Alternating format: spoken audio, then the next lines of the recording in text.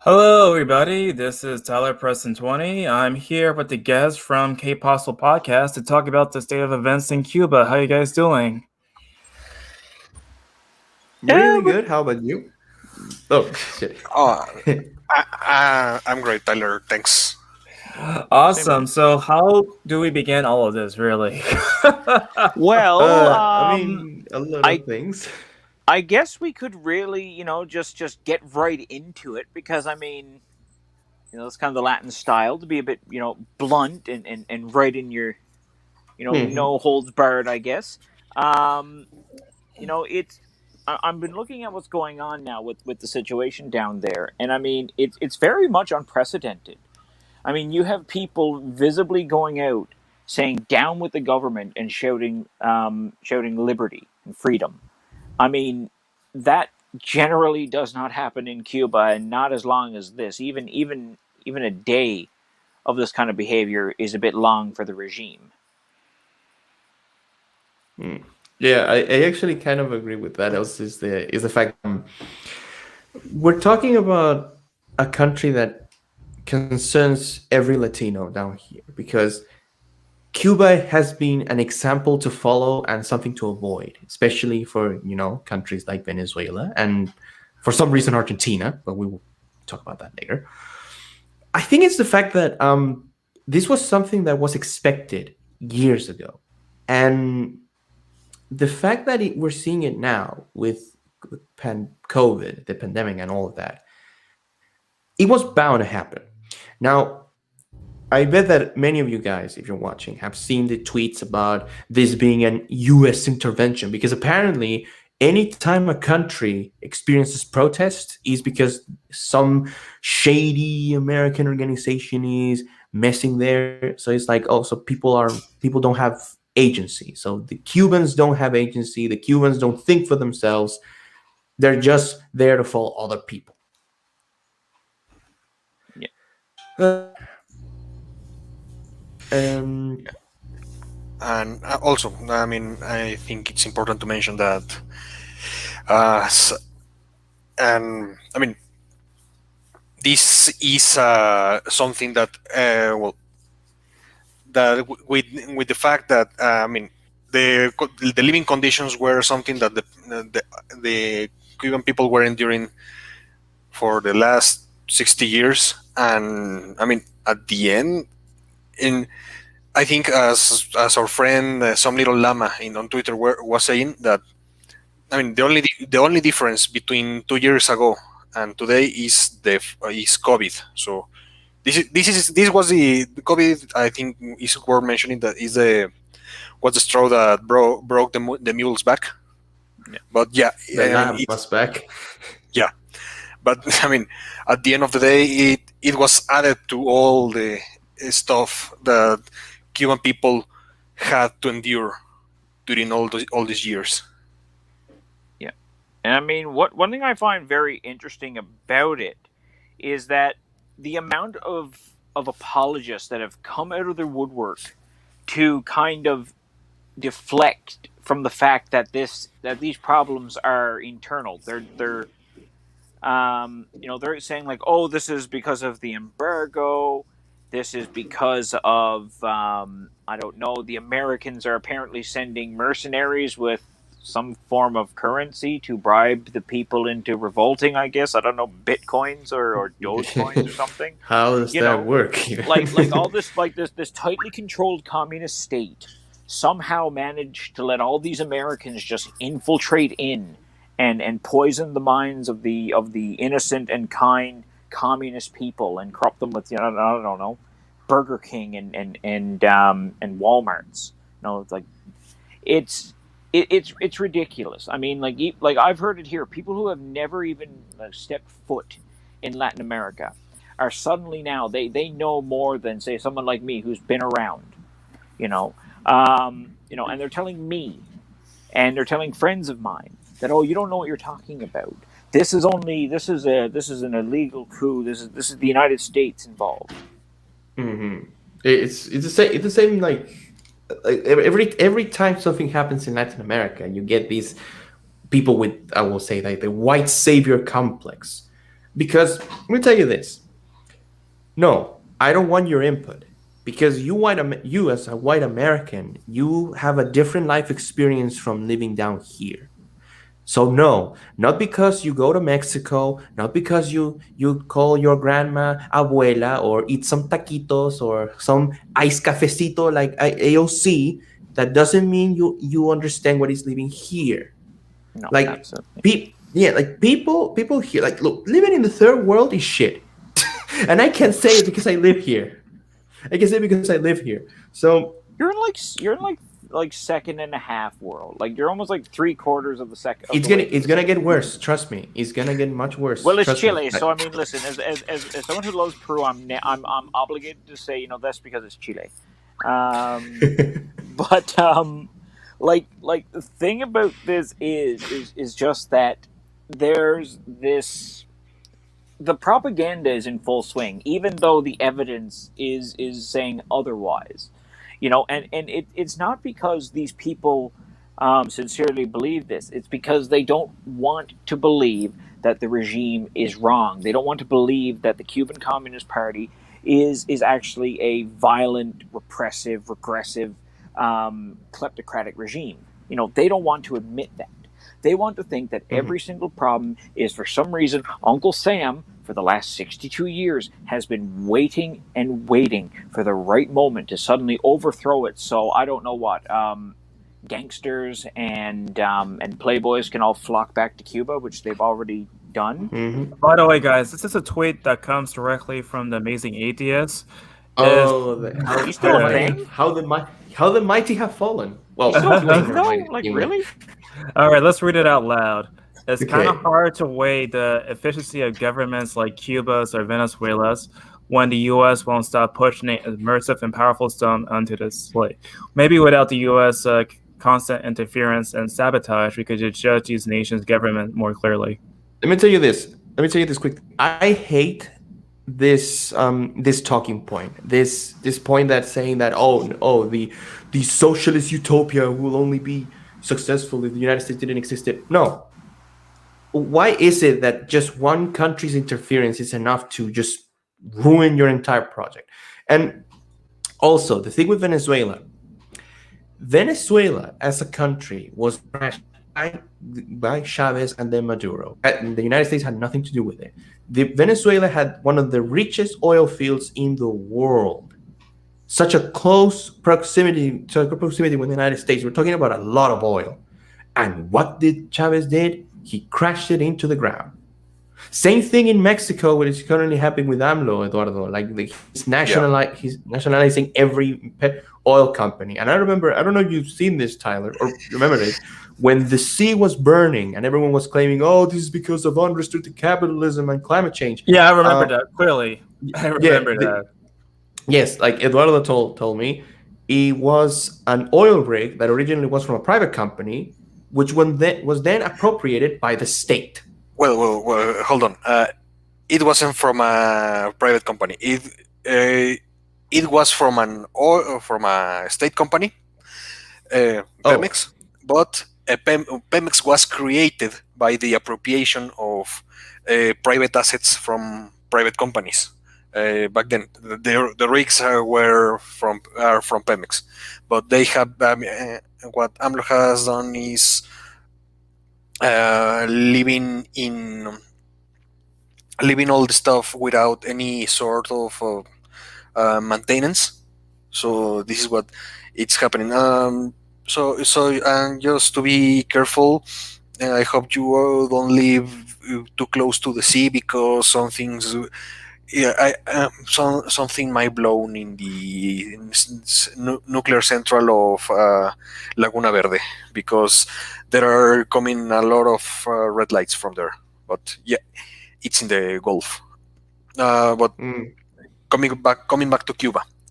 I mean, Cuba could have thrived as a tertiary sector economy, uh, with services and stuff, because I mean, Cuba yeah, might have some might have some natural resources, but I mean, they can live only from natural resources. I mean, I think they have sugar and maybe coffee or something like that. I mean, if you want to run a successful state, you need to focus on tertiary sector economy, like services, uh, developing some other stuff. Not only, I mean, it's the I don't know why it's the Latin American dream, like living from the state, and the state is exploiting the natural resources of each country. In the case of Cuba, tried to live like that with the sugarcane during the Castro regime, and now, I mean, they have to import sugar themselves. I know. But I mean, like, they're exploiting some resources, mostly from Venezuela, mind you. Of course, as we all know, the Cuban imperialist adventure in Venezuela is quite a real thing. Yeah. We all know who pulls the levers over there in reality. And I mean, this is one thing that I actually wanted to touch on as well, is that if the communist regime in Cuba falls, this could actually have an impact on the Maduro regime as well, because without Cuba behind the scenes, without the DGI, the Cuban intelligence services, I think that Maduro's position is going to get a lot more tenuous. He'll lose his only real major ally in the region. I mean, who else does he have? Bolivia. Like, I'm sorry, like, Argentina. well, not really. Like, he's too busy squabbling with Brazil and Mexico, especially Brazil right now. But either way, like, I mean, he's going to lose, their closest and most important ally. They need Cuban soldiers down there. They need the Cuban intelligence services, and the Cuban government needs the oil. We all know this to be true. So the thing is, though, is that the regime is now panicking, and I mean, they've actually dragged Raúl Castro out and got him into the meetings with Miguel Diaz Canal, and I mean, that shows, like, to me, how terrified the the party is, how scared they actually are when they have to drag the dinosaur out of the cave and prop him up and hope that he somehow can rack his brain from all those years in his brother's shadow and come up with some kind of solution. So I think they're terrified, and I mean, I'm quite honestly, I'm loving every minute of it. And people like T.J. Kirk can just buzz off, because I mean, they have no idea what they're talking about. There's this whole True. idea that the United States is somehow responsible for every like civil disobedience. Funny thing is, though, when it's disobedience going on in, say, like, Ecuador, when what was his name there, Lenin Moreno was being pushed out by people loyal to Rafael Correa. They were you had Telesur calling it a what was it, a people's uprising, and the same thing in Chile. I mean, it wasn't Yes. it wasn't the it wasn't the United States all of a sudden doing that, because the narrative was it was the left wing, and everything left wing is good and harmonious Exactly. and Like delightful. here in Chile, the protests were called originally were called the estallido social, and there are people who have called uprising, like revuelta.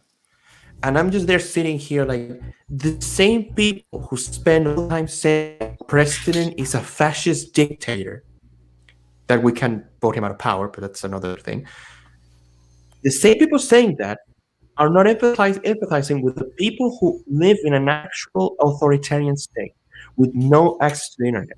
And what do they say? Oh, it's U.S. embargo. Here's the thing. The U.S. embargo, in general, hasn't been enforced since the end of the Cold War. What currently sits now is that private U.S. companies cannot invest in Cuba. The other thing that I want to also point out is that Cuba has many trade partners. Let me name you a few: Russia, China, and Venezuela. Okay, Canada. obvious. But yeah, that's already Canada, Mexico, and Spain are some of the main trade partners of Cuba. So you're telling me that Canada, ruled by the most pathetic excuse of a man I've seen, Justin Trudeau, you're telling me that this guy is not gonna send humanitarian aid to Cuba? Like, the thing is simple. We send enough tourists down there. We like. Do you know how many like people here? Like, Dude, this is the exactly. That like, point, it bothers me so much because like literally every month, like before like COVID, like every month I had a friend who was gone to Cuba. Like every month I'd hear someone, "Oh my God, I've gone to Veradero. It's such a nice place. It's so wonderful. The people are so happy." I was like, "Oh yeah, great. Go off the resort and find that." I didn't go out the resort, but they all look happy. They're all smiling. You know, that was the kind of like crap I would get. But like, I mean, like, the thing is about this narrative is that they've got it set, and honestly, they don't want the blockade to go away because it then kind of damages the narrative. I mean, until they can find out another way to blame the United States. But the thing is that there is no like huge strangling restrictions on Cuba. Like if literally the Canadian Broadcasting Corporation can have a contest with Sunwing Air that if you win a prize on their through them, you'll get a free trip to Cuba. I'm pretty sure that the regime is not really struggling that much under some kind of blockade or embargo, because I mean, like, for God's sake, CBC is the Canadian. It's like it's Canadian BBC. Can I mention something about it, like, really quickly? So Sure. many some years ago, my mother, who is a teacher, she went to Cuba for, I think it was like a conference. Like, it was like many teachers from various parts of Chile and Cuba were like there to exchange like experiences and such. And her insight on how Cuba is actually kind of interesting because it felt like going to another world. She told me that tourists have to use a different coin than that of basically the Cubans. She told me that the hotels were pretty, they were amazing, but she says then you go to the city and it looks like another story. And she was like, you see these old cars like from like the time of the Cold War. And she told me that because there are almost no spare parts for these cars, the Cubans made their own spare parts from junk. She told me that this is actually a very funny thing. So I think she dislocated her shoulder and she went to the hospital. And when she took like she had to take like an X-ray, and she told me that she went to a room with a huge machine that appeared to be out of Star Wars, but then she saw the Russian letters, and they told her it was like an X-ray machine from the Soviet Union.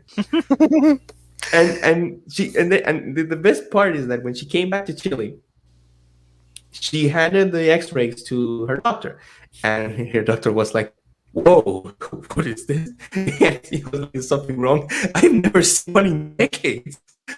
It's like a piece of a museum.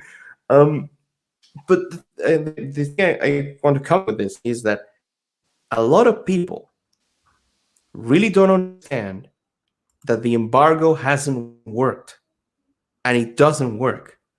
It doesn't work when you have pretty much every country bordering the Caribbean interested in trading with Cuba. Like, here's the fact that I believe that the Cuban government actually hides the actual numbers, which I'm sure they do. So we're watching Okay, here. but like getting back to your point, there's a video I want to show you guys during the midst of this conversation. This is actually about a journalist who actually got caught by the Cuban government, and so everybody just mute your mic for one moment, and then we'll see the video, and then of course you can continue on. Okay.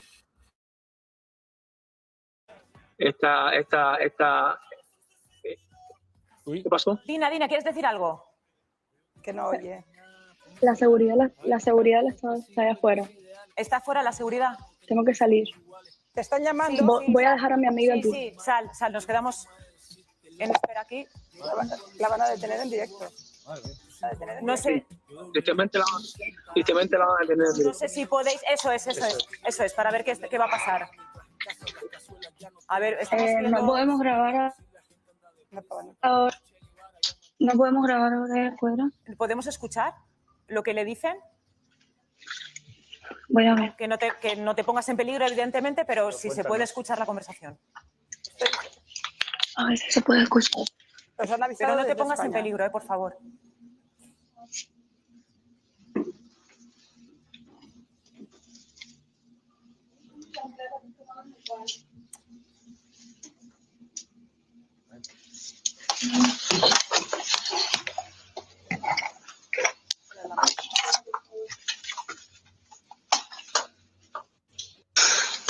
Funcionario.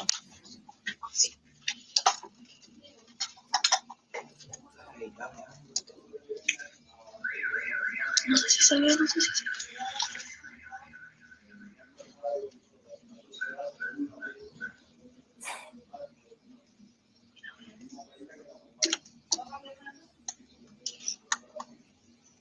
Estamos viendo en directo cómo la seguridad llama a nuestro contacto en Cuba y habla con ella. Estamos en directo y no sabemos lo que va a pasar a partir de ahora. Alguien de aquí habrá llamado a Cuba y habrá avisado que estaba en la estamos televisión. viendo por lo menos a ella, a ver qué ha pasado. Dina. Vale. Escucha. Sí, Dina. A ver, me llevan para Zapata y C en vivo desde España. Hago responsable al gobierno de cualquier cosa que me pueda pasar. Dina. Me tengo que ir. Dina, sí. Te van a detener. Te van a detener. No lo sé, me dijeron que lo acompañe. No lo sé, me dijeron que los acompañara. ¿Vas tú sola? No, bueno, sí. Mis amigos irán detrás. Los amigos irán. Bueno, pues Me tengo que ir. ve. Bye. Okay, that's the video that I wanted to share. But yeah, basically it's kind of, sad. Like these people keep on saying that all these sort of freedoms like healthcare and everything, but then when you see stuff like this, it just shows that they have no idea what they're talking about. True. Like No, consider for example, here in Chile, I have a lot of people complaining about all the media here owned by big conglomerates and stuff like that, and saying there's no free expression in Chile. There was never an instance here where someone was taken by the police live on TV. Like, this is something from a police state, like in Cuba. Here in Chile, that shit never happened. And I have people here in Chile claiming that things like that did happen. No, they didn't. This is what happens in a state where there is no freedom of the press.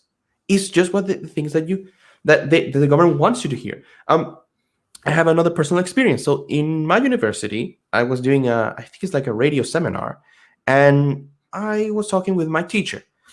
I knew my teacher was red, but I didn't know how red she was. And while talking about this whole thing, she said that to have her news from Cuba, she only listens to the state-approved radio. And the worst part of all of that is that she then paired it up by saying that she supports every regime that is anti-imperialist. So, oh my God. So without acknowledging it, I can totally believe and say, I wish I had recorded it, guys, because she sounded like so right. I was about to tell her, like, Miss, you are basically telling me that you are okay with the police taking people captive for saying their opinions, for the freedom of expression. You agree with you, because we don't know what will happen to this girl. Like, we don't know. I have my guesses, but we don't know what will happen. And the worst part of all of this is how she tries to justify it by saying that, no, I support an anti-imperialist, anti-capitalist regime. But by that metric, by that metric, there's tons of countries that have done tons of heinous shit, and I can pretty much justify it. I can justify what China has done, or is doing, by the way. But you can justify anything. It's just that I don't understand. Do you need to see the Cuban military executing people in the streets for you to finally realize it? Do you need? What do you need? By the way, guys, I actually do have footage of police firing at the Cuban people, but it's not actually graphic at all. So if you guys want to see that, I could do that. Yeah, show it.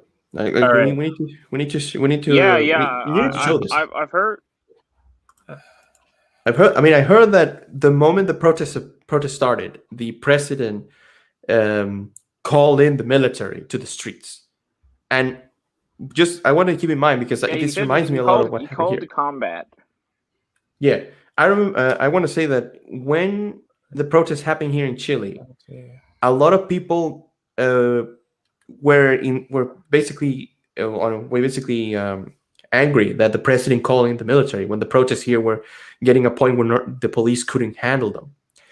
And the thing is that it's happening the same in Cuba. Like, we're seeing the same pattern. People going out to protest, demanding dignity. The military being sent against them. It's the same thing that happened down here. But for some reason, it's not the same. And PNR disparando hoy al pueblo cubano. Yeah, basically, like, the PNR is like firing at the Cuban people. So hold on, I'm going to try to put the volume on.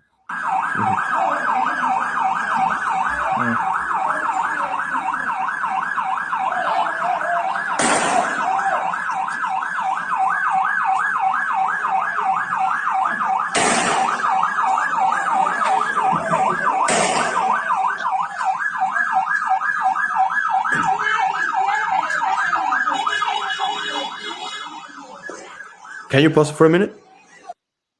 I would like to point out that every time I've heard people getting shot, because we had here in Chile a great deal of people who lost their eyesight because Carabineros was using shotguns, anti-riot shotguns. And in Colombia, it happened the same thing. And there was a lot of people saying, "Oh, they're shooting at the crowd." Yeah, but they're shooting weapons that are meant to be used in riot situations. Like, here you have the police shooting indiscriminately with their handguns. This is their service handguns. They're not shooting rubber bullets. They're not shooting pellets. They're shooting bullets at the crowd. Again, I don't understand. What proof do you need? Like, to general people, what proof do you need? But yep, yeah. That's not the thing here. Like. Oh, sorry. Keep on playing it for a second, Tyler. Y para allá también, pero no veo.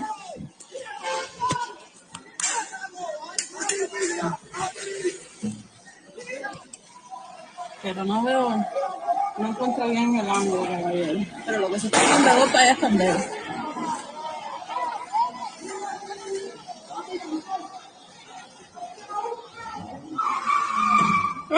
Ay, mi madre, ¿qué va?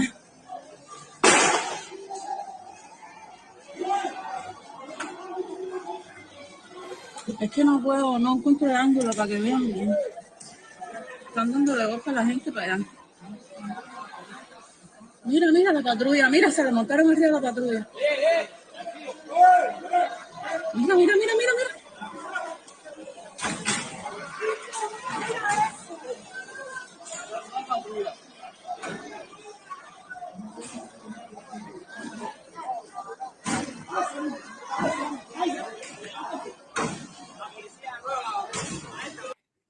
Yeah, that's the footage, but there's like one more footage too that I found to be really crazy. Like Hold on, let me try to find it real quick. Right here, it's like, they send some sort of paramilitary people to go on the streets, and this guy who was like filming told him to like shoot him in the chest. So let's watch this one too. Ponga para que resuelva. Cuidadito. Oye, dispara, tira aquí en el pecho, mira, en el pecho, te estoy filmando. No te dando manotazo, que lo que es. ¿Qué te he hecho? cojones? ¿Qué te he hecho? Tira, cojones, tira, pinga. Tira, con maricón, tira, cojones. Tira, cojones, tira.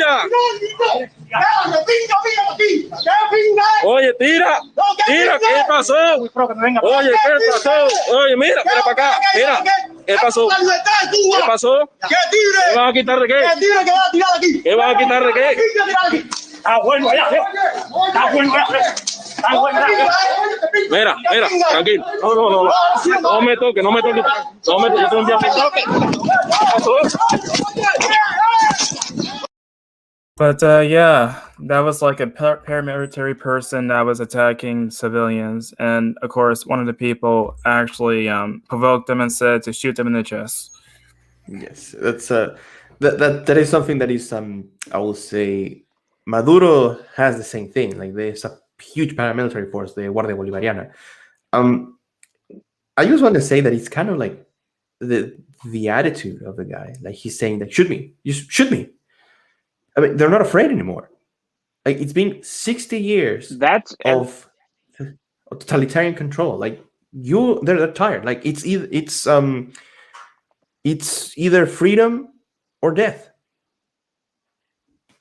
That's at least hot. Mm-hmm. Well, I think in against like a regime like this, it rather has to be. And I mean, like, I'm pretty sure that these people are territorial militia.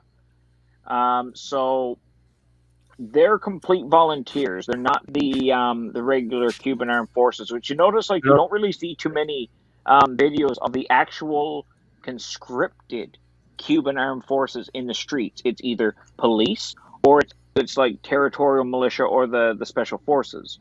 So that says one thing: the Cuban government does not trust its own military to completely move to suppress this.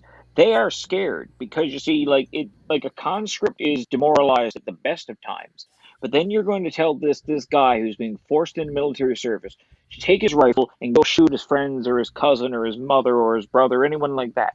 They're not going to do that. They're either going to put the gun down or they're going to turn it on the officers.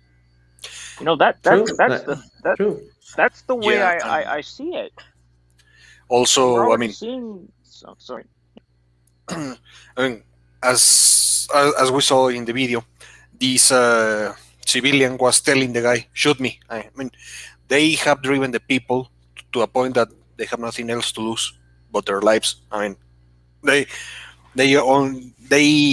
don't. I mean, when you push a person to that extreme, it turns out that I mean, it's like some people say about a cornered dog or a cornered cat. They are more dangerous when they are in a point that they have nothing to lose. And also, I mean, the Cuban government in this situation, I think, might be wary of what can be of the upper echelons of the army, because I mean, I don't know if you remember this Cuban general Arnaldo Ochoa. He was he was one of the he was the leader of the expedition in Angola, if I recall correctly. Yes. He was in Ethiopia too. I mean, but he became really popular, and that was basically why the Castro regime executed him. He pinned him some drug charges and still killed him. But yeah, and I think the regime, Díaz-Canel and and even Raúl, because I don't, in politics one never dies until you can never discard anyone in politics until the day they die. I think they might be afraid that if they let the army control the situation, they might just launch a coup themselves. Possibly, and that is very possible. But you asked me, but I think though now, the way I see it right now is that things are kind of slipping out of the regime's control. We only have to look at Camagüey. I mean, Camagüey is for what we can tell from the very limited information that we're getting. Apparently, 3 command stations have already fallen to the free forces, I guess is what I'm going to call them. If this is true, and this can be finally officially confirmed, is a huge step. Now, maybe taking Santa Clara would have been a bit more of a significant move. I mean, against the regime, or even somebody destroying the Granma, which I think would be a very powerful symbol if they managed to get a hold of the Granma and burn it.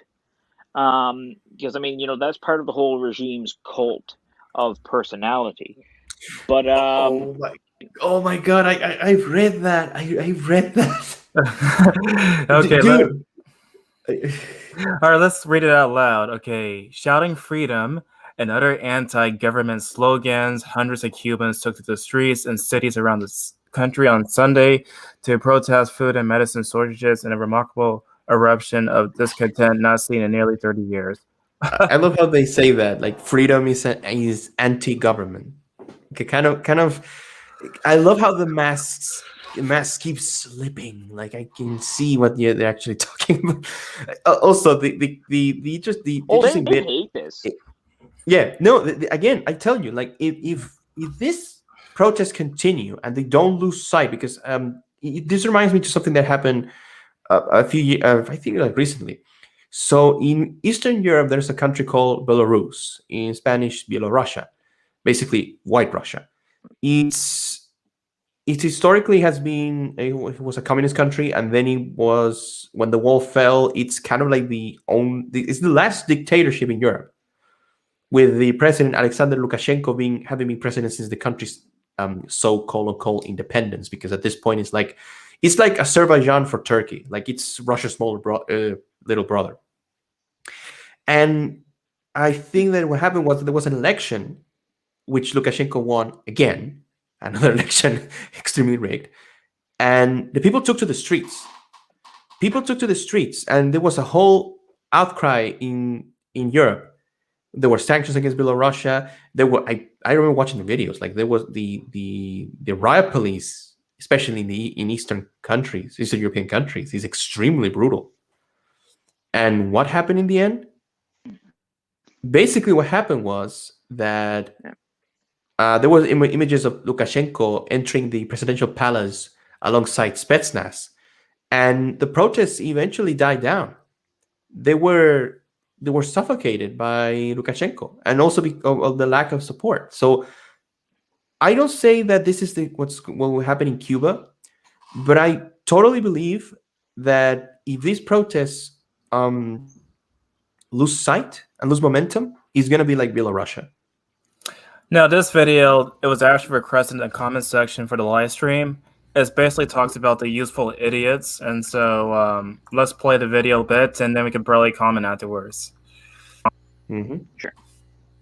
Who are idealistically believing in the beauty of Soviet socialist or communist or whatever system, when they get disillusioned, they become the worst enemies. That's why my KGB instructors specifically made a point: never bother with leftists. Forget about these political prostitutes. Aim higher. This was my instruction. Try to get into large circulation, established conservative media. Filthy rich movie makers, intellectuals, so-called academic circles, cynical, egocentric people who can look into your eyes with angelic expression and tell you a lie. These are the most recruitable people, people who lack moral principles, who are either too greedy or too suffer from self-importance. They feel that they matter a lot. These are the people who KGB wanted very much to recruit. But to eliminate the others, to execute the others, don't they serve some purpose? Wouldn't they be the ones they rely on? They serve purpose only at the stage of destabilization of a nation. For example, your leftists in United States, all these professors and all these beautiful civil rights defenders, they are instrumental in the process of the subversion only to destabilize the nation. When their job is completed, they are not needed anymore. They know too much. Some of them, when they get disillusioned, when they see that Marxist-Leninists come to power, obviously they get offended. They think that they will come to power. That will never happen, of course. They will be lined up against the wall and shot. But they may turn into the most bitter enemies of Marxist-Leninists when they come to power. And that's what happened in Nicaragua. You remember most of these former Marxist-Leninists were either put to prison or one of them split, and now he's working against Sandinistas. It happened in Grenada when Maurice Bishop was already a Marxist. He was executed by a new Marxist who was more Marxist than this Marxist. Same happened in Afghanistan when first there was Taraki, he was killed by Amin, then Amin was killed by Babrak Karmal with the help of KGB. Same happened in Bangladesh when Mujibur Rahman, very pro-Soviet leftist, was assassinated by his own Marxist-Leninist military comrades. It's the same pattern everywhere. The moment they serve their purpose, all the useful idiots are either be executed entirely, all the idealistically minded Marxists, or exiled or put in prisons, like in Cuba. Many former Marxists are in Cuba, in prison. So most of the Indians who were cooperating with the Soviets, especially with our Department of Information of the USSR Embassy, were listed for execution. The immediate impulse to defect was Bangladesh crisis, which was described by American correspondents as Islamic grassroots revolution, which is absolute baloney. There was nothing to do with Islam, and there was no grassroots revolution. Actually, there are no grassroots revolutions, period. Any revolution is a byproduct of a highly organized group of conscientious and professional organizers, but has nothing to do with grassroots. In Bangladesh, it was nothing with grassroots. Most of the Awami League party members, Awami League means People's Party, were trained in Moscow in the High Party School. Most of the Mukti Fauj leaders, Mukti Fauj in Bengali means People's Army, same as SWAPO and all kind of liberation armies all over the world, the same bunch of useful idiots. They were trained at Lumumba University and various centers of the KGB in Simferopol, in Crimea, and in Tashkent.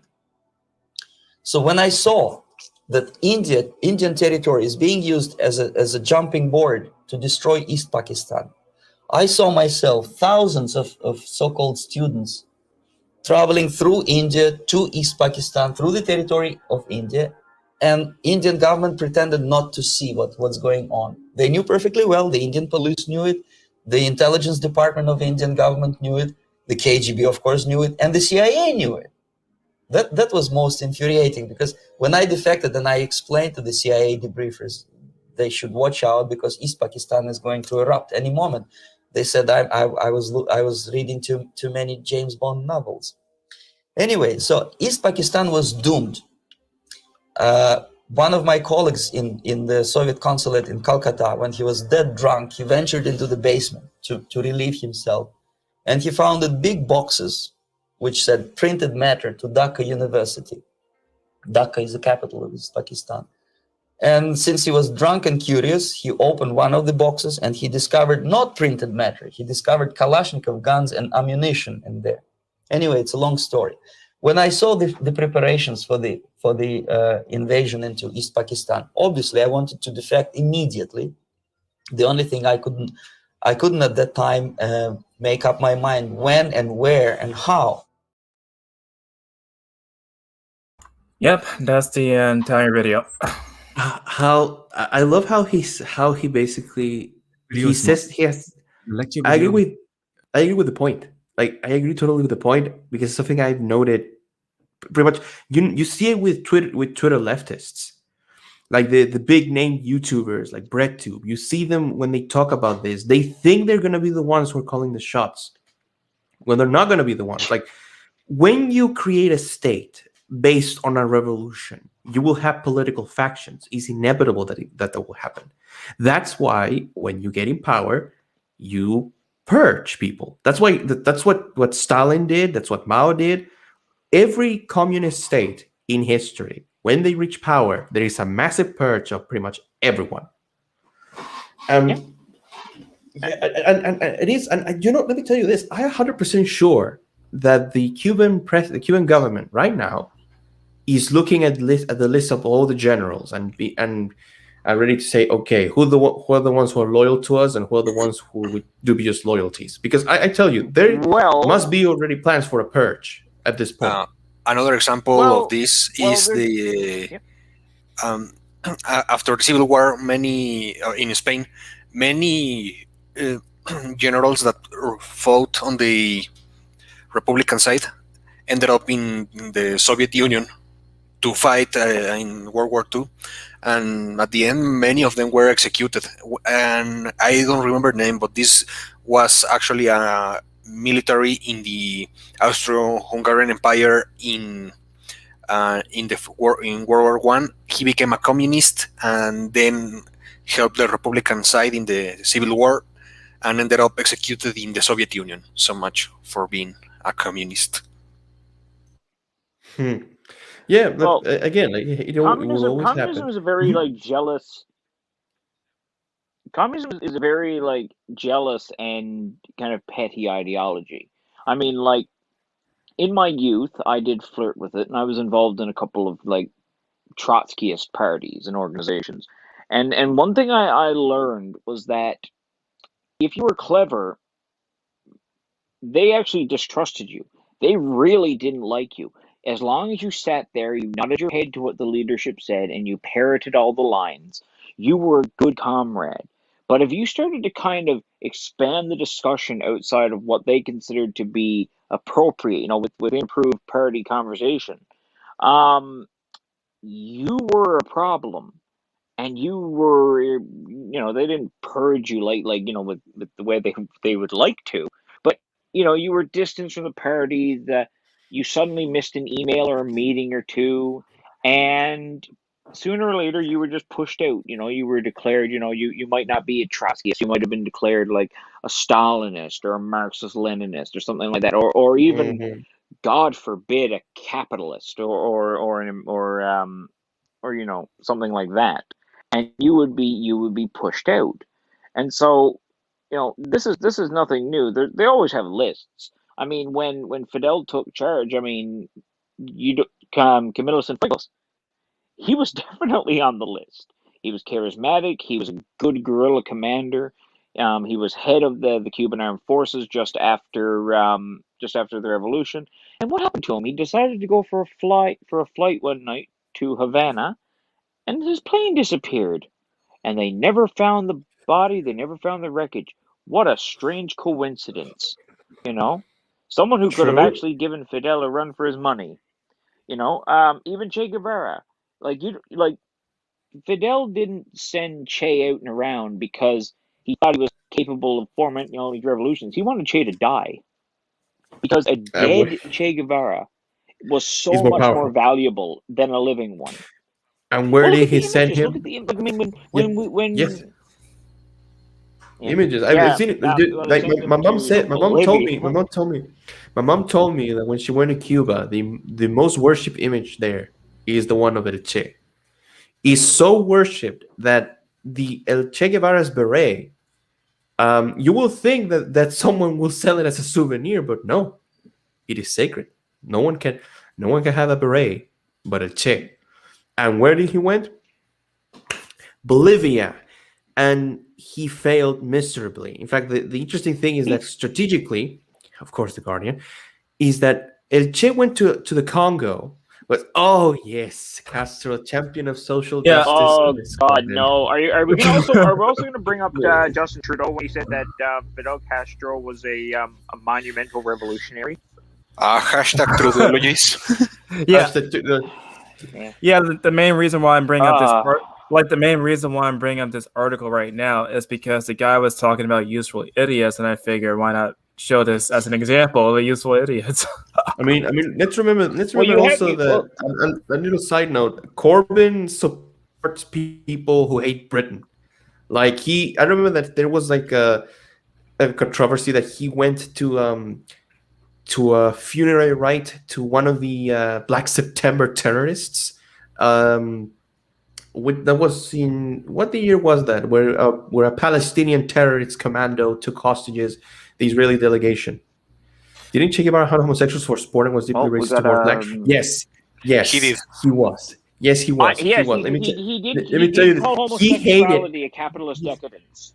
Yes, he hated Africans. Like, this is the funny thing. When he went to the Congo, he went there to train guerrillas, communist guerrillas in the former Belgian colony, and he utterly hated Africans because he said that they were more interested in superstition and magic than actually leading a revolution. And of course, when he went to Bolivia, like, here's the quick thing about Bolivia. He thought El Che championed a theory called Foquismo. His theory in basic terms says that you can have a small team of well-trained communist fighters. You will send them to a country, and this will become a foco, a place where the popular discontent against the government will gather around, and then that will be the start of a revolution. It's a concept that the Cubans tried, but it fails because the problem is that the Foquismo doesn't work if you don't know about the land you're fighting in. When El Che went to Bolivia, Bolivia is a mostly rural country with, I will say, not a majority, like with its population being native. Many of them don't even speak Spanish, less they know how to write or read. Most of them don't speak Quechua they're mostly Aymara. They speak their native language in Bolivia. And the best part, they distrusted white Europeans, and El Che Guevara, being Argentinian, doesn't look Latino at all. So when they went to Bolivia, yes, they gained some converts, but the thing was that many of the people in Bolivia didn't trust the Che. They didn't understand what he was preaching about, and many of them were willingly help the Bolivian army. And so basically, El Che bite more than he could chew, and there you have it. I agree with you, Ernest. I'm 100% sure that Castro knew. Mm-hmm. Go on. No, go on. Oh yeah, Ernest. no. Castro wanted him to die, but I mean, here's the funnier thing about that though, like with Che being racist and that, because one of his ancestors was actually involved in the War of the Pacific. Patricio, also, and he was the one who freed the Chinese indentured servants from the Peruvian plantations. So it's kind of funny that his descendant, or his relative, is a vile racist. Meanwhile, this other guy was going around freeing all these oppressed peoples, like the thing that Che Guevara clearly wanted to actually do, but never did. But I mean, like we have to look at now, like, how this is going to progress in the next coming days, because I mean, this right now is at a critical stage. From like I said earlier, the reports say that Camagüey is in the hands of these freedom groups. So what that's going to mean, I don't know yet. Does that mean they're going to have access to weapons? I've seen videos where the police have joined forces with them. Now, that could be out of their own sense of survival, because, if this thing actually comes to fruition and the revolution is toppled, God willing, there's going to be a lot of violence in the first few days afterwards. I mean, there's going to be a lot of retribution. What sites or books do you recommend for reading more of Latin American history? This is a very good question. Now, I honestly don't know. Don't personally know. Like, I mean, I've lived here most of my life, so pretty much I just talk about these things out of a perspective of the things I've lived, the things I know. Like, I don't know if you guys have any books you can recommend. Okay. I have quite a few. Well, there are. I mean, usually when I read books about Latin America, it's focused in certain countries or events, like could be the War of the Pacific or the Triple Alliance, and I mean, for example, but I mean, there's one, and I wouldn't like to recommend it, but I will. But man, just know that when you read it, be critic about it. Approach it with a certain skepticism. It's called Las Venas Abiertas de América Latina. Oh, I read that one. Yep. Yeah. Yep. I mean, it's a good book. It's a good book. I mean, the in English is The Open Veins of Latin America. Yes. It's a history of Latin America. Reading. Yeah. It's a history of Latin America, but from the perspective of a guy that he's a Castro apologist. And if you wanna, if you want to be in the mind of these kind of people, this is a good book to read. But as I told you, approach this book with skepticism. Oh, definitely. Now for me, my kind of turn now, and now it's time for the Peruvian section of this episode. I would recommend the 7 interpretive essays on the Peruvian reality by Maria Tegue. That's a very good introduction to kind of the Marxist kind of thought with Latin characteristics. I would also recommend Corruption as Power by Alfredo Schutt-Brockholt. That's about the Fujimori regime in the 90s. It's done from a Marxist perspective to a certain extent, but it's still a very good book about how the regime was run. It's fascinating and disturbing at the same time. And also a book called Andean Tragedy, about the War of the Pacific. It's actually probably one of the most neutral books on the conflict that I've ever read. So I would recommend that one. And finally, Sabers and Utopia by Peruvian Nobel laureate Vargas Llosa. Mario Vargas Llosa. That's another very good book. It's got several very good essays by Mario Vargas Llosa on different situations in Latin America. One of my favorite of which is called Fidel Castro's Melancholy Whores. It's actually quite a good one. That's a good title. If I remember correctly, it's shit talking about the Castro apologists. So I mean, highly recommend that book, especially. I think I have a recommendation too. Like, if you just want to know about Latin American in general, just watch the news. If you can, just watch the news and just try to translate as much as you can. Yes. Look. Here's the thing. I will tell you. If you want to know of Latin American news, I hardly tell you go look for newspapers here in South America. Like for example, here in Chile, we have El Mercurio and La Tercera. What? They have El Comercio in Peru. The Comercio in Peru. Don't trust the Brazilian. El Universal in Mexico. Yeah, La Nación in Argentina. La Nación is usually my go-to when it comes to broader Latin American politics. But yeah, those are it. Don't watch Telesur. In general. Don't watch Telesur. No, it's don't watch Telesur. Avoid Venezuelan is Bolivarian propaganda. Yeah, it's Maduro porn. That's it. Yeah, that's the thing. Avoid Venezuelan media as much as you can. but really, like, aside from that, like, something I can tell you guys, like, you Americans watching us, is don't stay with what your media tells you, because the thing with American media that I've seen so far is that they always do this surface level reading. Go to the actual sources. Go look to the newspapers, the books we've told you about, because I'm going to sound so weird when I say this, because your media lies to you in general. It doesn't matter if it's an MSNBC. Really? CNN. What a surprise.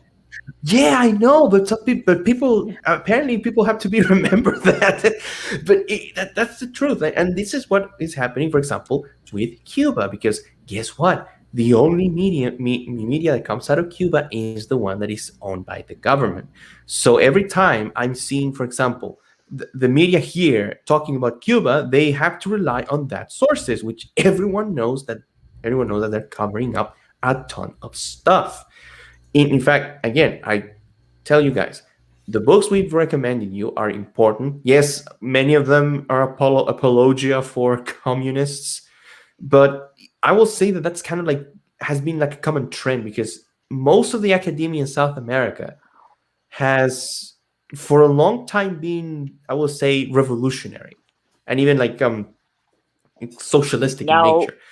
No, actually, I don't mean to cut in right quick. I just remembered one more very good book that I have to recommend, and I mean it's kind of like the silver bullet to communist economics, and that would be Hernando de Soto's The Other Path, the economic answer to terrorism. So it's actually how Hernando de Soto, using his economic policies, influenced the Peruvian government to help diminish the power that the Maoist Shining Path, Sendero Luminoso, had over Peru. I've been reading it now. I'm almost got it finished. It's a brilliant book.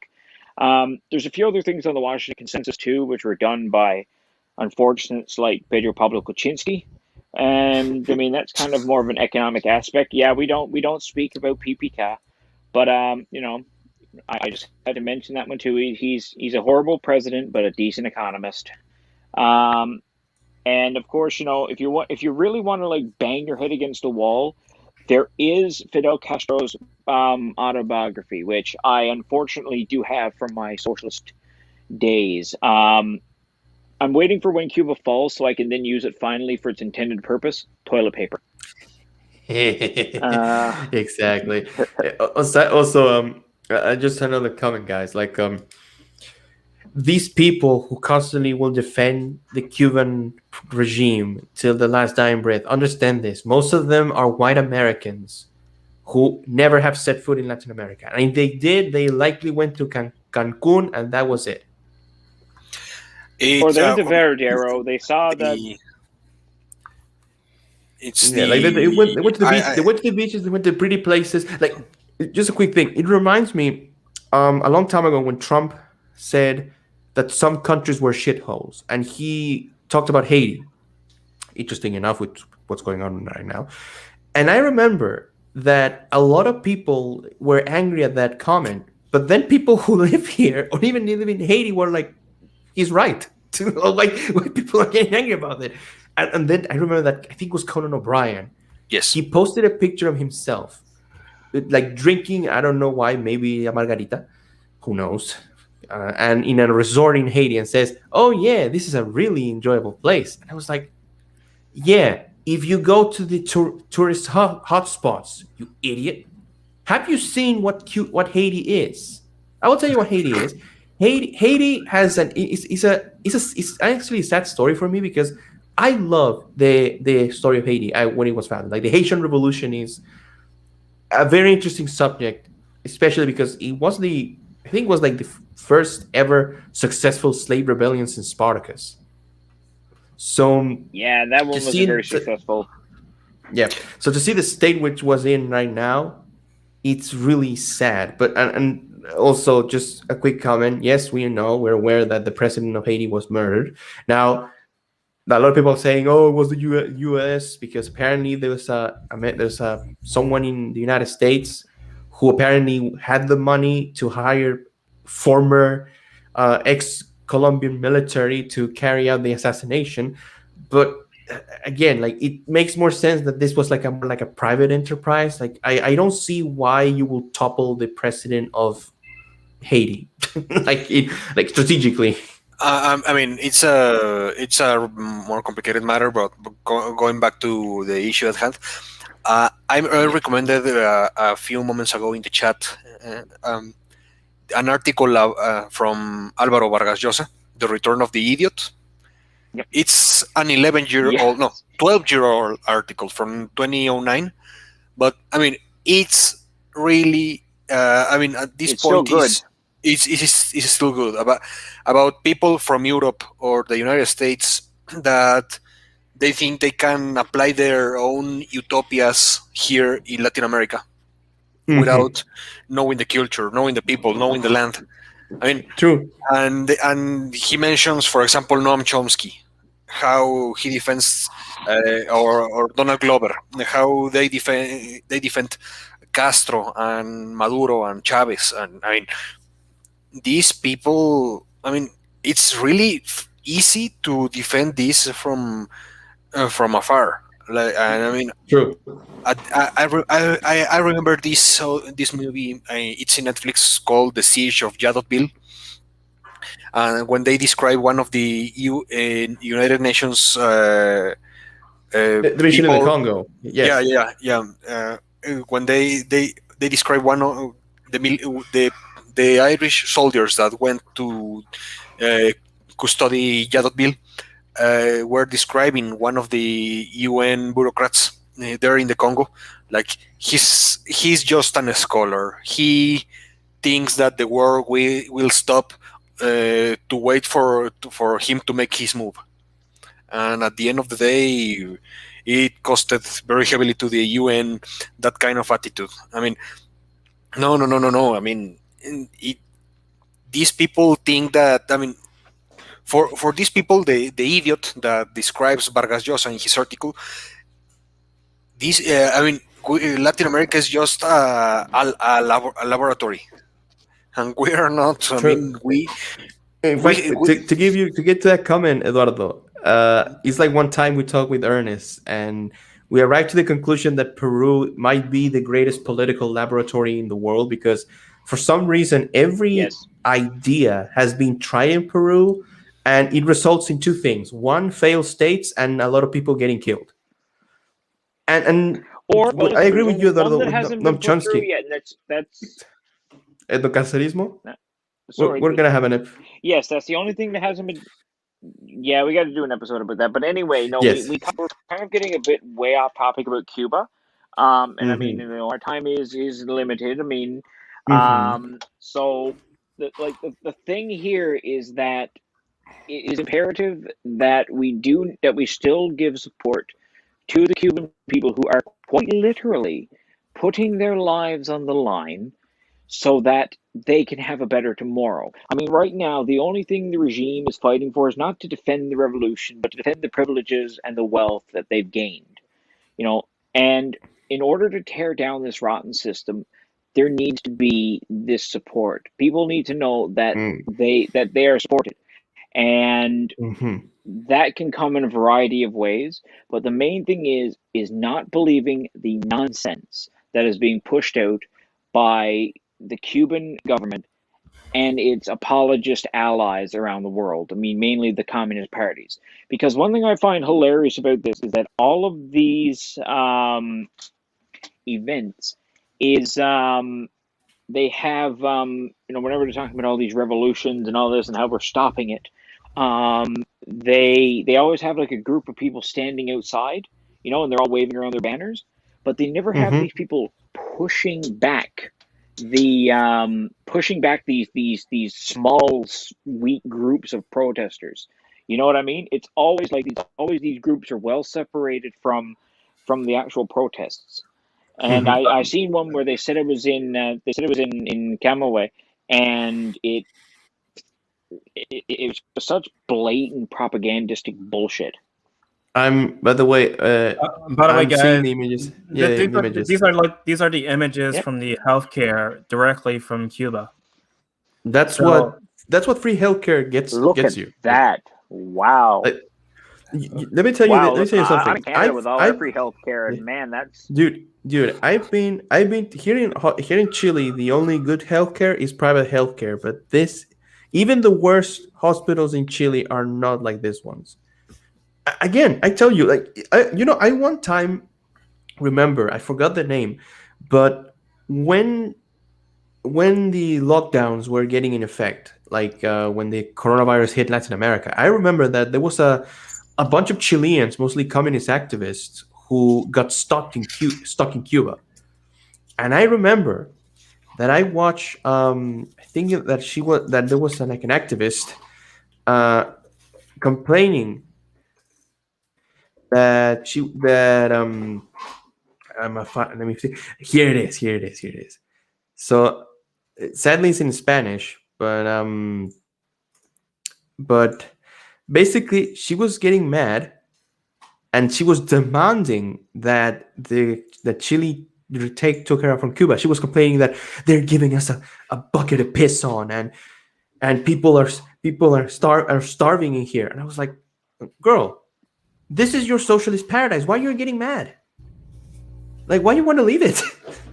Like there's people who have been living in there for 30 years. You've been there like a day and you want to go? Yeah.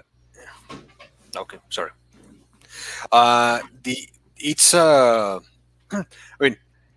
Some Mexicans got stuck there when the lockdowns got into effect. I mean, they were telling the stories of how they had to sell the stuff. They took their luggage and all because they ran out of money and they had to wait on lines like every Cuban, and I mean, people were not nice with them now that they were living as a normal Cuban citizen. And also, I mean, just to mention something, these images remind me something. I mean, and to further prove that this is a general thing for communist systems. I mean, there was this guy in Twitter called Rex Balacorum. He was from Romania, and he lived during the last years. He lived there during the last years of Nicolae Ceausescu, and I mean, he also said that they had this system in tires, and like there's the healthcare tire for the people that is like what the images we were seeing right there. Something else for bureaucrats and members of the Communist Party that were slightly better, and of course the hospitals for the high-ranking Communist Party members and tourists that could pay money for the healthcare. And I mean, it's I know this guy from my town that went to study medicine in Cuba. With a scholarship from the PT, Partido de los Trabajadores, the remnants of the Communist Party of Mexico. I mean, this guy came back totally indoctrinated. I mean, if you see this guy, a medical student from Cuba, back here, and he comes to spew just their failed rhetoric. I mean, did he really study medicine? Or how much of their studies there he spent, being indoctrinated? Which makes me wonder, like the vice president of Peru, there, Vladimir Cerrón, or the incoming one. He studied neuromedicine in Cuba as well. So I mean, next 4 years are going to be fun. But no, like the thing is, we have to understand is that the Cuban government is, whenever they do these kind of overseas exchanges, it's all about indoctrination. It's the same thing with China. It's the same thing with maybe Vietnam. I'm not really sure. I don't have enough info on them. I would say North Korea, but nobody goes there. Yeah. Ernest. So Tyler put the article that I was mentioning. So this is the thing I was talking about. So Chilean actress and leftist Carolina Cox posted a video on social media recently pleading for help to escape socialist Cuba after getting stuck on the island due to the coronavirus pandemic. I remember that. Yes. And here's what the quotation down here. Yes, it is. There's a plague of rats. This is a closed down hotel. Yes. And look at this. This is a clear for the Center for Infections, foreigners, and constantly coming and going. There's a plague of rats. This is a closed down hotel. We're trying to protect ourselves because if one of us gets coronavirus, we're not going to be able to return to our country. You should stay there.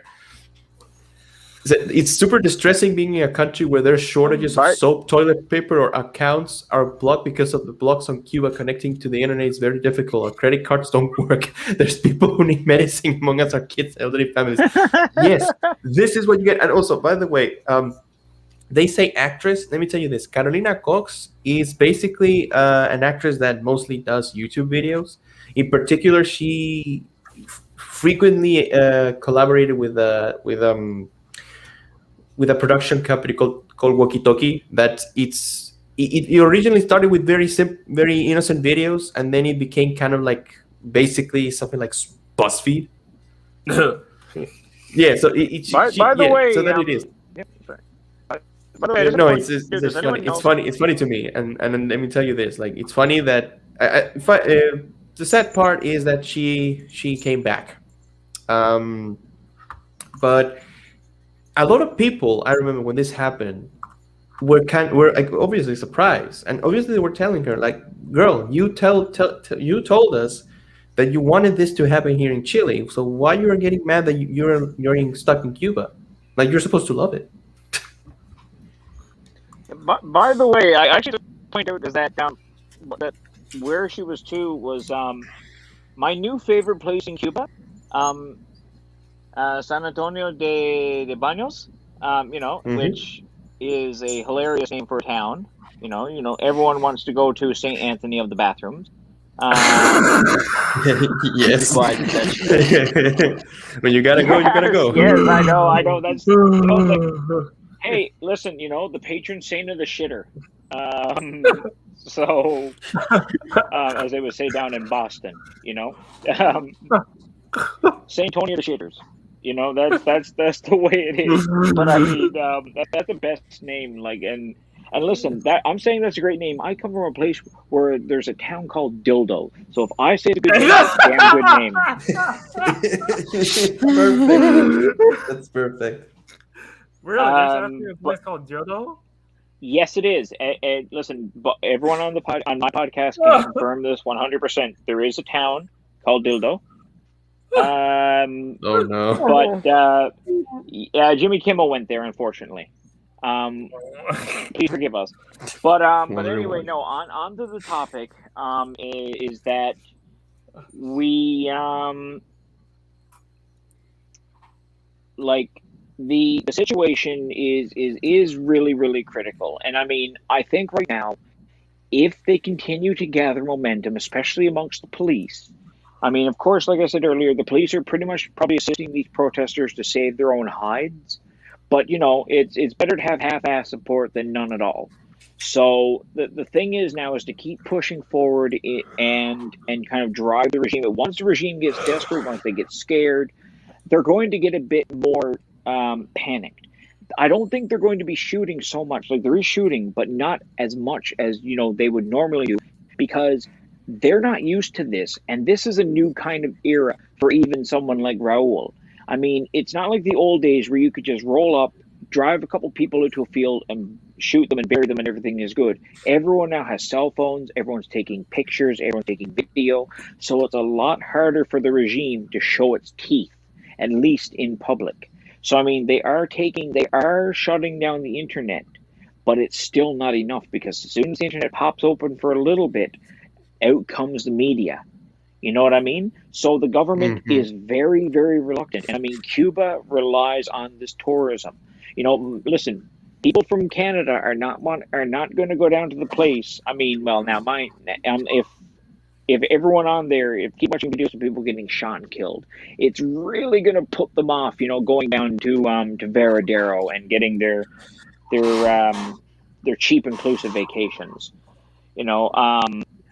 So I think that the regime, that's why they had to call in Raul, because they're trying to find a way to do this without really impacting Cuba's SpongeBob soft image. You know, that kind of like this kind of friendly, kindly Cuba where everyone's your buddy, and not the reality where they're actually like waiting to drive you to a deserted lot and beat you. All right, so guys, I have a series of videos to show everybody. It's basically like, you know, the protests going on. Now, this video is basically them chanting like, "We're not afraid." So let's watch.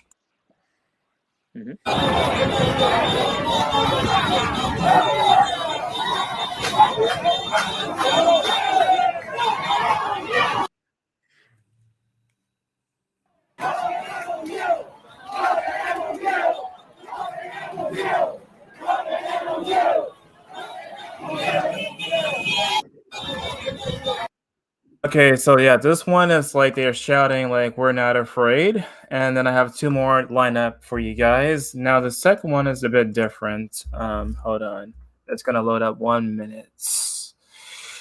So this one is like, you know, hold on. This is like them actually. La Puerta del Sol. Yeah, it's actually at Puerta del Sol. I've been there. I've been there. Yeah, Buena rola.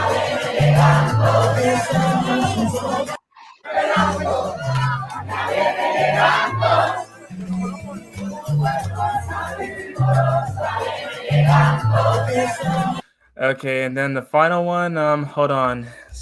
One more video and then we can go back to what we're talking about. Sorry guys. But It's I have okay. it's like I have like a lot of links for people to see during all this. So oh wait, we already seen that video, never mind. So yeah, that's all I wanted to share. You know, it's kind of refreshing to see the Spanish-speaking people just rise up in solidarity, and I hope that that keeps happening. Like here, like I told you, we had demonstrations outside of the Cuban embassy, and I think that it will happen in other countries. But I believe that what I want to say to everyone, this is a people that are struggling and that they want to be free, and they're no longer afraid of bullets. They rather that's it. We should show and express our solidarity with their struggle, because this is not simply just because a lot of people immediately jump with the communism. I want to say that in the end, if Cuba was like a right-wing dictatorship, it would be the same. It's how do I say this? They want it's freedom against oppression, basically. Yeah, actual oppression, not social justice oppression. Exactly. Exactly, because look, social justice oppression is that supposedly because I'm a quote unquote white Latino, I'm technically oppressing you, Tyler, because you're black and you will always be a victim no matter what. And see, and you, Ernest, because you're Anglo, you're oppressing me. Well, yeah, about that. I have a magical special card, but that kind of keeps me. It kind of removes my Anglo privileges now, but because I'm technically Native American, so well legally. So who's oppressing who? I'm no longer an Anglo. I am one of the oppressed now. I have joined your humble ranks. I'm quite disappointed though, because I went to the oppressed party and there was no cookies. So I'm very very upset about that. So but like the thing is here, and now here's the other thing we have to talk about too, is what happens to Cuba should the government be removed and replaced with a either democratic or soon to be democratic group. Or party, I should say, because I mean I don't expect democracy to suddenly just blossom in Cuba. Everyone will just like start embracing it. This kind of thing is a process. I mean, building democratic institutions takes a rather long time, and what's more important is ensuring stability and a respect for human rights, which, I mean, is kind of a thing that Cuba has been negligent on for the last 100 years. I can't even, it's even during like the time of Florencio Batista.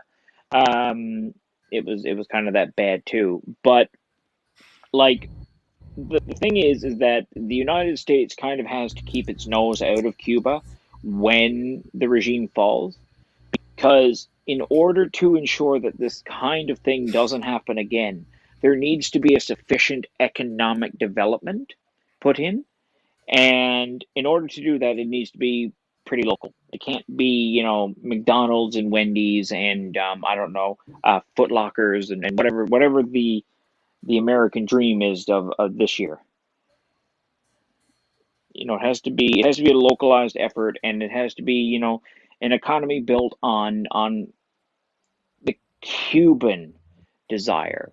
So I mean, I don't know, maybe that's going to be rum and tobacco and more sugarcane. I'm not sure. But you guys know what I'm trying to say here. It has to be an indigenous effort, indigenous first development. That's going to upset a lot of the capitalists, but you know what? This is about long-term stability and the prevention of communism again. Exactly. Not sure what you guys would think on that. I mean, honestly, like just I'm never for military intervention, like as a principle. That's not something that I won't support. Like I think that people already on Twitter, like TJ Kirk and all these idiots, are talking about that, but no, it has to be something of the Cuban people, and this is their struggle and theirs alone. And if other countries get in, which could potentially happen, this would just ruin the whole process, and it will lose legitimacy, because it's a people up in arms against the government. That's basically what it is.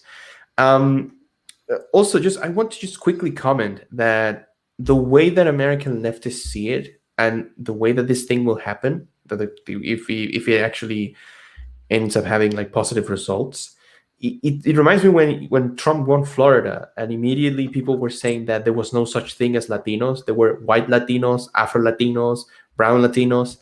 So what is going to happen? So what is going to happen when Cuba suddenly stops becoming the socialist paradise? It will be, oh no, now Cuba is a white country. Oh dear God. Okay, there's a comment directed towards me. Is Tyler, can you play the video "Students Support Socialism Until It's Applied to Their GPA"? Give me one moment to search for that video, and then I can play it briefly before we sign out.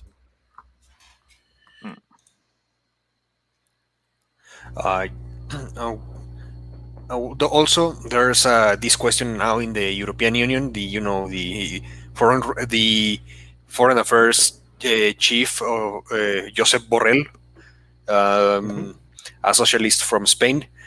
He's really close and has been trying to protect the Cuban dictatorship and the Venezuelan dictatorship a lot in there. And I mean, there have been calls already to ask them what is going on with his relationship with these regimes. And people should start asking more this from their elected officials. Exactly.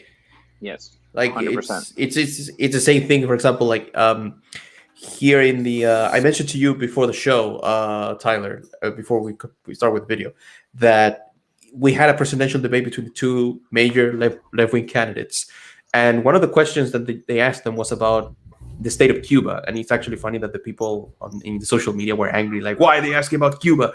I mean, because it's something that is happening right now, and it's important. So one of the candidates, Boric, he categorically denounced the Cuban government and expressed solidarity with the people. But the other guy that has been a communist hardliner for decades, he went around the bush and he did the typical, I oppose every kind of violent protest. I'm for peaceful protests and blah, blah, blah, blah, blah. And then he tried to say, but no one asked me about what was going on here in Chile. So he didn't denounce, he didn't say anything, he just stayed silent. And that actually is costing him in terms of his popularity, because people won't accept that in Cuba is happening the same thing that happened here, and then suddenly it doesn't matter. Let's put the video. Let's see what this is about.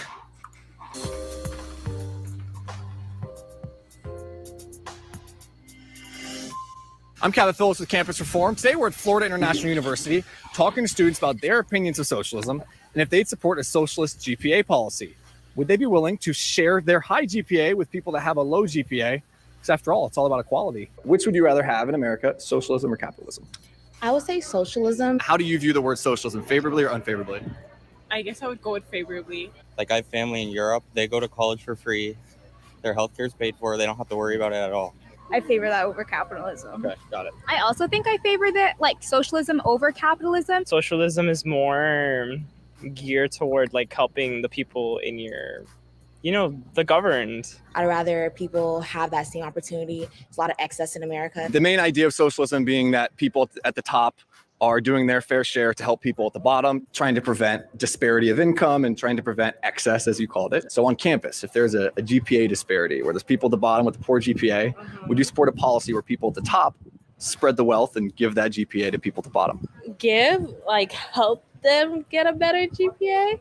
I'm all for helping. I wouldn't give let me just give you something. But it's about being fair, right? We got to help people at the bottom. I've lost a lot of sleep, so I don't know if I will be fair.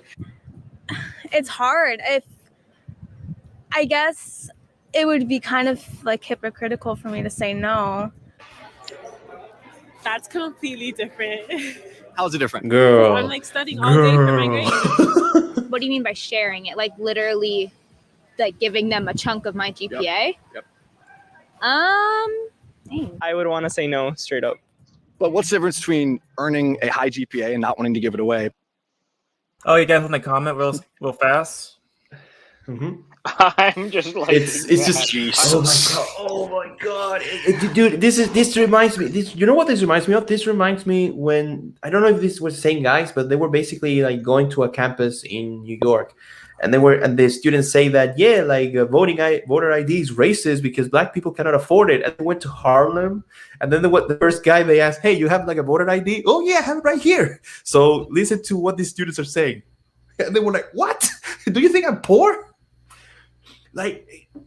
Dude, what do you want then?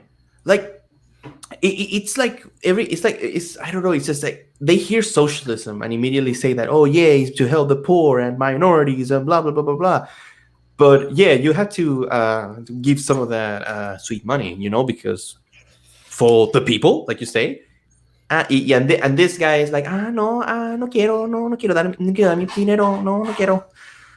Dude, this is the reason why every time a politician that claims to be a communist and they spot him with the most expensive car, expensive flats, this is the reason why they react like that. In fact, our candidate that didn't denounce the Cuban regime, he owns 5 houses and has a fucking Mini Cooper. And the best part of all is that every time that people comment on that, because it's hypocritical, he says that whatever I do with my money is none of your concern. No, that's the problem. It's the exact same thing with that. What was it? Okay, Boomer Girl, where she bought the $1 million apartment. But she bought it in. I think I heard also that she bought it in a city in particular where she doesn't have to pay taxes for the flat. So no, you're not eating the rich when you are the rich. So when the revolution happens, and if it happens, they're gonna eat you. And some people were saying, some say it was satire. I don't know, but they were saying, no, well, $2 million, a $2 million apartment is not something a rich person will buy. Oh, my God. Or really, really, dude, this is the problem. That again, for them, their image of a millionaire is basically the guy from Monopoly. They have this caricature of the rich guy, and it's funny. For example, when they hate on Elon Musk it's fun to hate on Elon Musk, and not Jeff Bezos and people like that. And I'm like, you realize that people people have to spend a lot to make their fortune. Also, for example, when they talk about net worth, for example, like for example, they keep saying like, oh, he donated $1 to every American. I'm like, okay, but the net worth is not what they have. It's not the money they have there. It's not like they have stashes of fat cash underneath their pillows. That is the worth of their states, what they own. It's I don't know why you're so dumb. It's like when they say, "Oh, Batman could donate money to charities instead of beating up poor people and people of color," and I'm like, seriously? Yeah. No, I'm really look for those comments. Like I'm lost count of how many times I've seen some furry or a guy with the pronouns on the bio claiming that Batman is supposed to be like an evil person because he's rich and stuff like that, and saying that all this time we were cheering for the capitalists when we should have cheer for the criminals. Oh yeah, cheer for psychopath, cheer for psychos. Okay, it is again in many comics it is explained that the Wayne family is actually a philanthropist family. They donate a lot of money to the city. Like even in the movies, it is explained that it is Wayne Enterprises that does a lot for the people. So no, like they do it because they love the city. Idiot.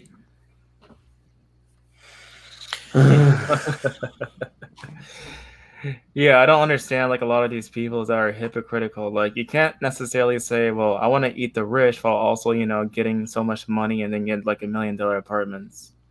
Exactly. Like if you do it. Well, no, like the thing about like socialists is that they have this belief that they have earned what they I guess seize from the rich.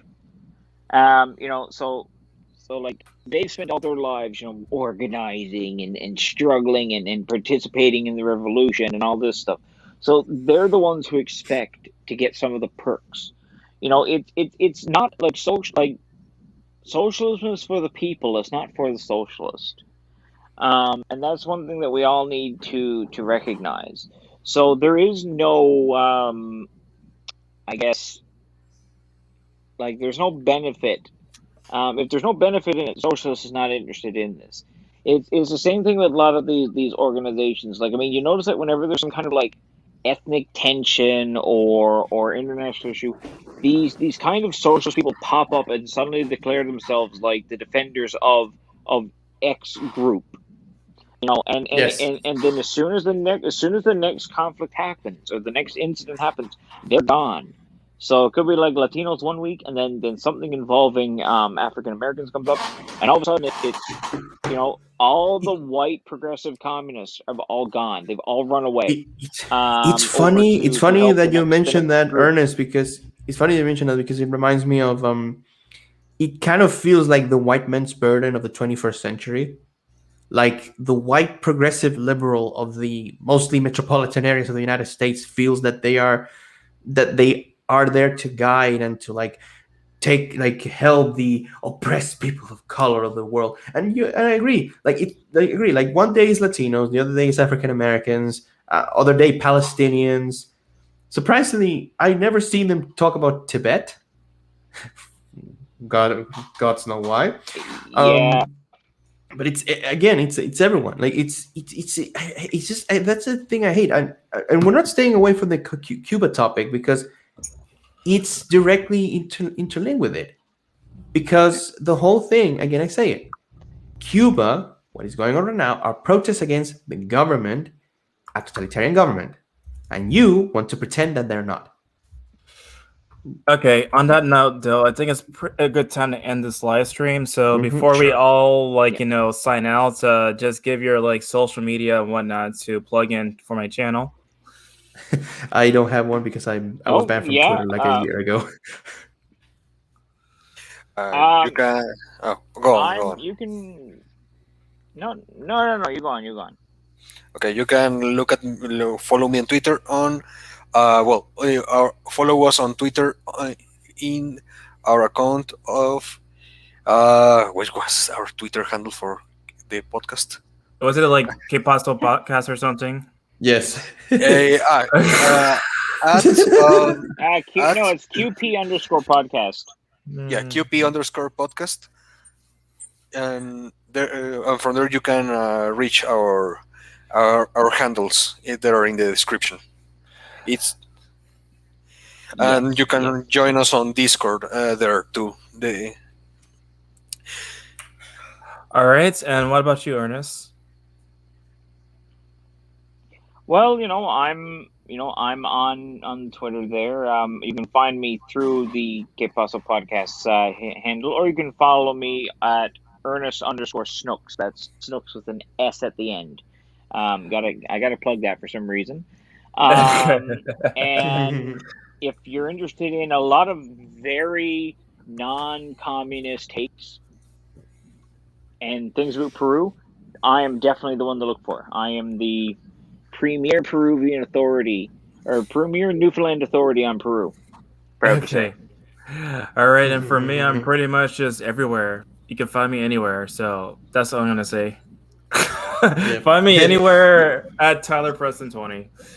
Yeah, I only on Discord at the moment. I have a Minds account, but I barely use it. But I'll see if I can use it more often. It's just basically A Almandias. I was banned from Twitter like a year ago because apparently changing your A to your previous account counts as a ban evasion, which for some reason Twitter never explained that, and I'm a Twitter exile. All right.